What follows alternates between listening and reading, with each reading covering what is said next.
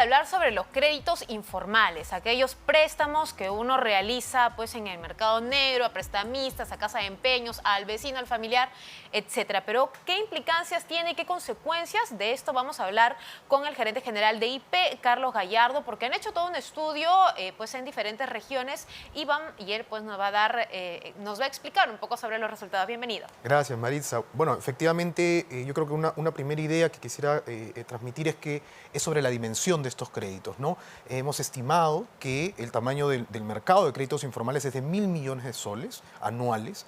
Esto, para darnos una idea de la dimensión que tiene, es equivalente al 80% de los créditos a MIPES y de consumo que dan las cajas rurales, por ejemplo, ¿no? O al 75% de los mismos créditos que dan las entidades, las CEPIMES, ¿no? Entonces, claro, para estas entidades financieras que están supervisadas y el movimiento de crédito que estas ofrecen, el crédito informal es bastante cercano, entonces la dimensión es grande. Ahí estimamos 580.000 familias, al menos, ¿no?, que están o son sujetas, adquieren créditos informales anualmente, ¿no? Claro. Algo importante ahí también es que el 40% de estas personas ya viene, es algo recurrente, ¿no? O sea, nosotros le preguntamos si habían recibido un préstamo en el último año, un crédito informal, ellos contestan que sí, y cuando le preguntas sobre el año previo, también, ¿no? Entonces, digamos, es una dinámica recurrente en estas familias el recibir este tipo de créditos. Ahora, ¿no? ¿cuál es la característica de estas personas que están acudiendo a estos créditos informales? ¿Qué los motiva?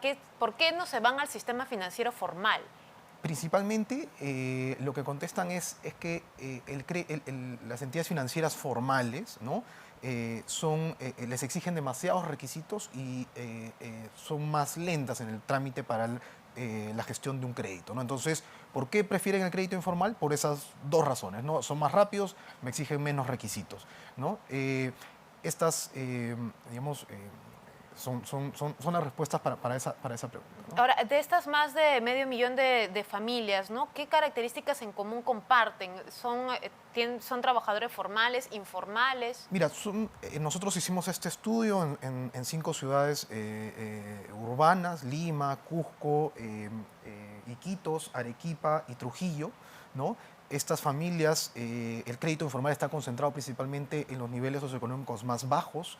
Algo interesante también es que el 40% de estas pide el préstamo para pagar deudas. Entonces, escuchaba la recomendación esta de no endeudarse para pagar nuevas deudas hace un momento, y es probable que estas familias están endeudándose para justamente eso, ¿no? Endeudarse para pagar más deudas. Entonces puede ser que están ya inmersas en una situación que no les es favorable, ¿no? En esa línea, ¿no?, hablábamos hace un momento, estas familias están pagando, el 50% de este grupo de familias que se prestan de manera informal, están pagando tasas anualizadas que superan el 500%, ¿no? Uno no lo ve de manera tan directa necesariamente porque dice, bueno, estoy pagando 20% diario. Pero claro, 20% diario llevado de manera compuesta a anual son tasas de 8.000%, ¿no? 20% mensual llevado anual son 800%. Entonces, claro, visto de manera anual, estas familias están pagando por lo menos 10 veces más que el promedio de un crédito formal. Claro, uno podría pensar de que uno solicita un préstamo para impulsar un negocio, pero en este caso refieres que eso es por deudas, ¿no? ¿Qué otras finalidades están llevando? Es importante también digamos, el pedir estos créditos para, si quieres, capital o hacer negocios, ¿no?, los que has mencionado. Algo interesante que encontramos también fue que versus el estudio que hicimos en 2012, donde una de las razones por las cuales se gastaba era, por ejemplo, la adquisición de viviendas. Esto bajó de 16 a solo 6%, y más bien lo que subió fue gastos en salud, ¿no? Creemos que impulsado por la condición de pandemia, ¿no?, que ha hecho pues que en estos últimos años todavía prevalezca ese mayor gasto en salud dentro de las prioridades por las cuales uno termina endeudándose, ¿no? Claro, Carlos, tú habías mencionado, ¿no? En el 2012 también realizaron un estudio similar. ¿Cuáles son las diferencias entre los resultados de aquella fecha con las de ahora? Mira, este estudio, ¿no?, lo interesante del estudio de este año es que abarca, es un esfuerzo mucho más grande que el realizado en 2012. Algunos resultados no son comparables, los que sí son estos que te menciono sobre qué tipo de gastos se hizo con mayor, o motivan estos préstamos, estos créditos, estos préstamos informales, y también sobre cuánto, o sea, sobre el uso, el destino de estos créditos. Esa es la principal, cuadro comparativo, si quieres, entre un año y el otro, ¿no? Claro, ahora lo que tú mencionabas era que estas familias que solicitan estos préstamos informales terminan pagando pues hasta 800, entre 500 a 800 veces más que en un sistema financiero. Pero en todo caso, si es que ellos son conscientes, esa es una de las preguntas. Y dos, ¿están contentos con pagar más? ¿Son conscientes de ello? Yo creo que es un mix, ¿no? Porque yo creo que mucho depende de el bajo nivel en general que tenemos como sociedad de una cultura financiera, ¿no? Para hacer estos cálculos y decir, bueno, 20% diario, que me puede parecer no excesivo, claro, llevado a una tasa anual es realmente excesivo, como 8.000%, ¿no? Entonces, por un lado es la cultura financiera, porque el 50% de estos personas que reciben créditos informales reportan estar satisfechos o muy satisfechos con las condiciones en las cuales están accediendo a estos préstamos, ¿no? Ahora, algo interesante ahí es que pareciera que no muchos tienen problemas para el pago, ¿no? Entonces, hemos identificado alrededor de un 8% que dice que tuvo problemas para el repago de este crédito, ¿no? Y el 35% de estos que reportan un problema son estos que reportan haber recibido alguna amenaza, Claro, ¿no? O alguna presión para ejecutar el pago. Nosotros creemos que si bien puede parecer una cifra baja, en realidad podría ser más que suficiente para inducir a los demás a pagar, ¿no? De repente no necesitas ver amenazar a muertos todos los claro. días a causa de un préstamo que no se pagó, sino basta con ver solo uno para que todos estemos al día en nuestros pagos, ¿no? Entonces, lamentablemente, esa es un poco la situación con la que estamos viendo esta cifra de quienes están reportando y que estuvo en medios a raíz de esto del préstamo de gota a gota, que son estos pagos diarios, ¿no? Claro. Que son relevantes, ¿no? Son relevantes. Ahora, ¿ustedes han visto cómo proceden estas personas bueno, en el lado más negativo de repente, cómo proceden a la cobranza si es que pues un prestamista no está pagando? O sea, es este 35, o sea, para los que reportan haber tenido algún retraso en el pago, ¿no? Ellos reportan, el 35% reporta algún tipo de amenaza, que puede ser una amenaza verbal, una amenaza física, otros reciben algún tipo de presión, ¿no? Esas son las 3 o 4 respuestas que se reciben en torno a que en la cobranza ellos se sintieron amenazados por las advertencias que recibieron de sus prestamistas, ¿no? Entonces, esa es la dinámica principal. Nosotros creemos, como te decía, que esto induce a todo el universo restante a hacer sus pagos de manera oportuna, ¿no? Ahora, si bien es cierto, hay trabajadores informales o en su mayoría son trabajadores informales, ¿hay trabajadores formales en este grupo que recurre a los préstamos? Yo creo que no hemos recogido ese detalle, la información, por el nivel socioeconómico en el cual se prioriza, digamos, está más concentrado los prestamistas, los prestatarios, perdón, los que demandan los créditos. Creemos que es un universo más informal. Recordemos que los trabajadores, la informalidad laboral asciende al 76% de nuestro total. Es muy probable que estos solicitantes de créditos vengan de ese sector informal del mismo modo. Ahora, hablando un poquito del sistema financiero formal, ¿no? ¿Es cierto ese mito de que es muy complicado acceder a un préstamo?